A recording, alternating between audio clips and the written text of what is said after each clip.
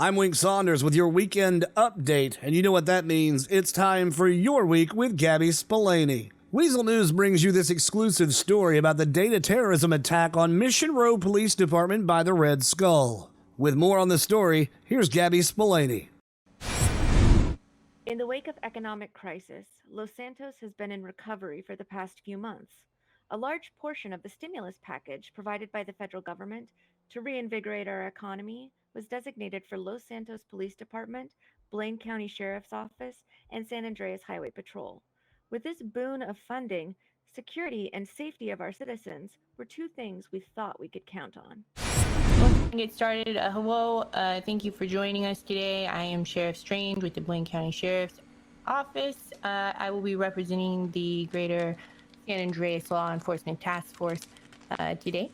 Why don't you just provide some information, clarity, answer some questions about the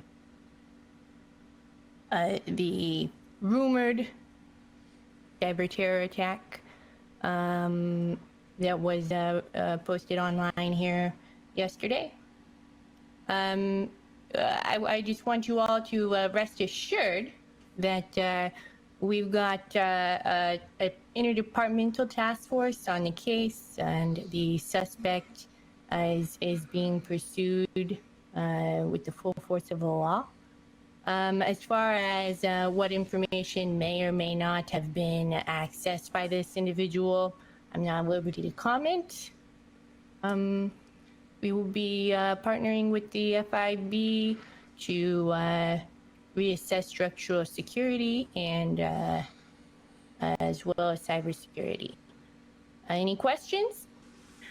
So the Red Skull had identified that their intrusion into Mission Row PD resulted in them erasing criminal records for convictions.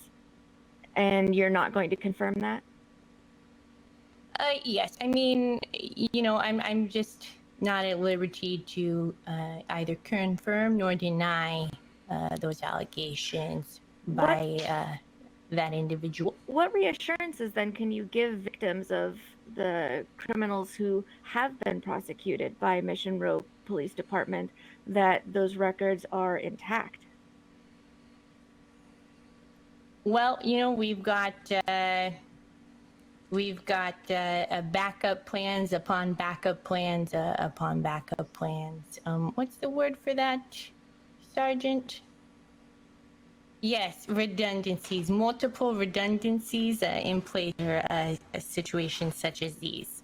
We wake up every day and we do our job to the fullest of our ability, and we have highly skilled officers on our police force, so I'm not concerned about their ability to do their jobs. But Los Santos has one of the highest recidivism rates in the entire country. If there's any possibility that criminal records for those suspects who are repeat offenders has been lost, then what kind of continuity do we have? Well, thank God for those redundancies, huh? I see. What's the city's next action going to be in terms of reassuring its citizens? You'll see more patrols on the streets. We are looking into some possible identity theft cases that we hope will bring some clarity to our suspect list, which is extensive, and we will be pursuing. So, yeah, you should more and more on the streets, I would say, as well as possible FIB presence as we partner with them in our investigation. Have you identified the individual who left Mission Row Police Station vulnerable? I'm not able to comment on that at this time. Will disciplinary actions be taken? No comment on that either.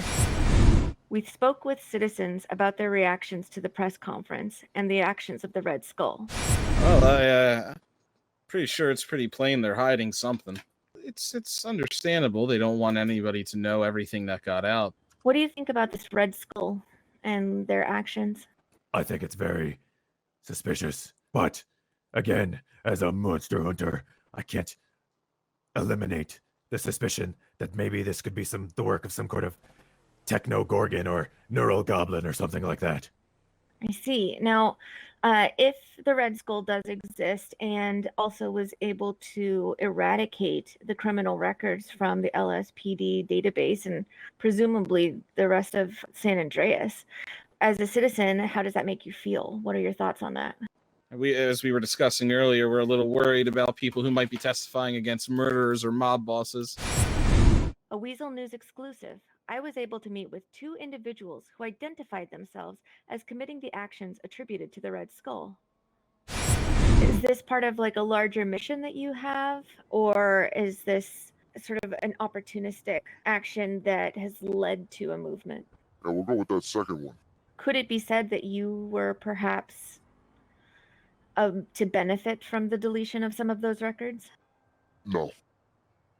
To some extent, someone would say that you deleted any evidence that you even did this.